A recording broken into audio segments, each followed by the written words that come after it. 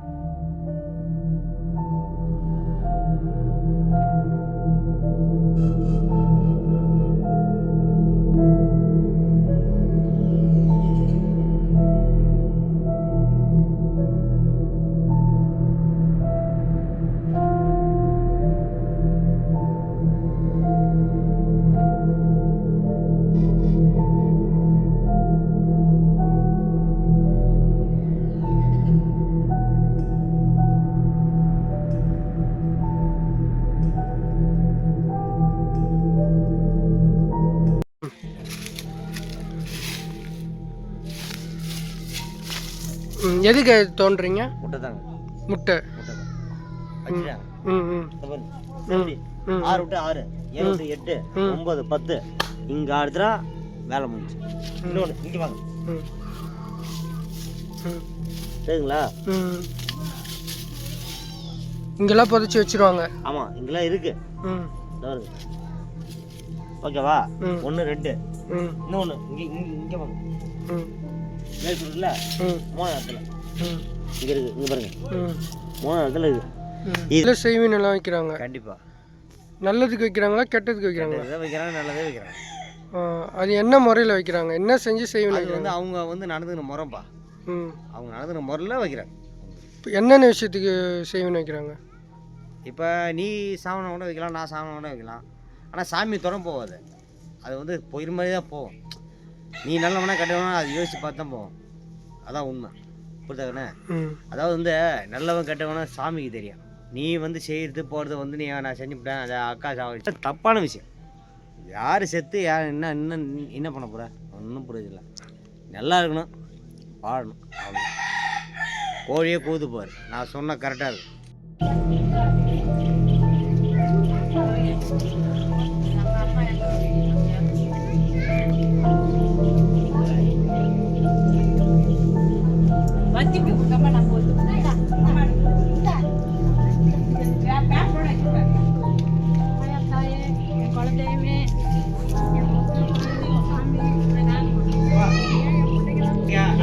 தப்பு செஞ்சதில் தண்டனை வரணும்.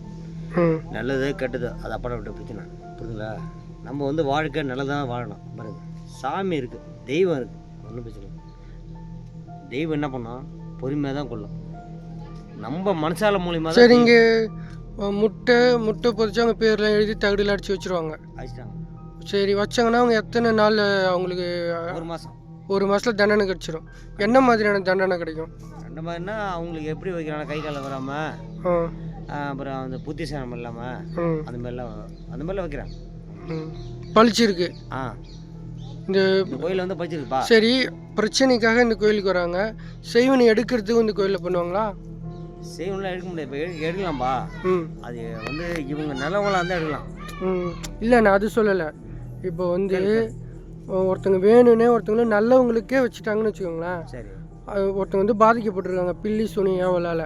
அவங்க அந்த பில்லி சூனியத்தை எடுக்கணும் அப்படின்னு அவங்க நினச்சி இந்த கோயிலுக்கு வந்தால் அதை எடுத்துடலாமான்னு கேட்குறேன். எடுத்துடலாமா? ஓகே. இன்னொன்று எடுத்துலாம் ஒன்றும் பிரச்சனை இல்லை. இன்னொன்று கொஞ்சம் செலவாகும். கேளு அந்த சாமிக்கு அதெல்லாம் பூஜை போட்டு சாமியை கூப்பிட்டு வந்து அது எடுக்கணும். எவ்வளோ செலவாகும்? அவங்க 2000 அவ்வளோதான். அவங்க 5000 வச்சு செலவு பண்ணாங்க. நம்ம 2000 கொடுத்து நம்ம எடுத்துகிட்டு வந்துட்டோம் அவ்வளோதான். ஆனால் வந்து திருப்பி வந்து அவங்களுக்கு கொடுத்து அது வேஸ்ட்டு. எப்படின்னு கேளு, அவங்களும் நல்லா இருக்கட்டும், வச்சுட்டாங்களா ஓ அப்படின்னு சொல்லிட்டு நம்ம நல்லா இருக்கோம், அது மட்டும் பார்ப்பா.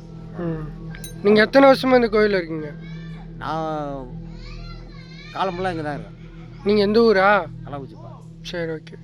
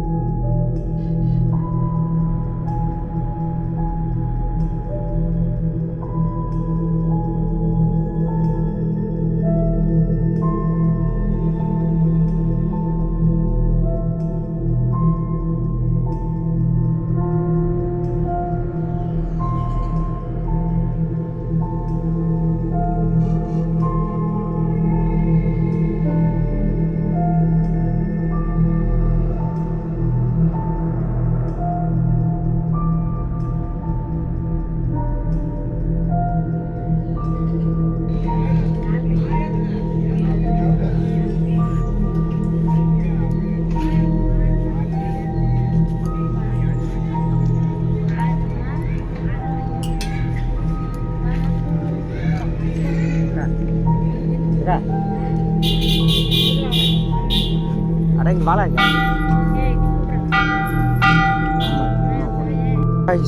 நான் உங்கள் விஷ்ணுமாயா.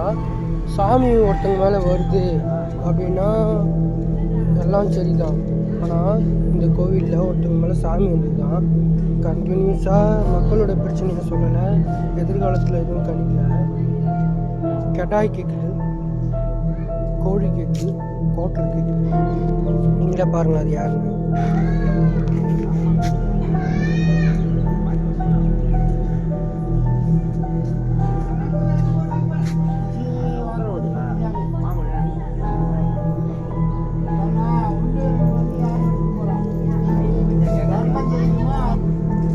பார்த்தீங்களா,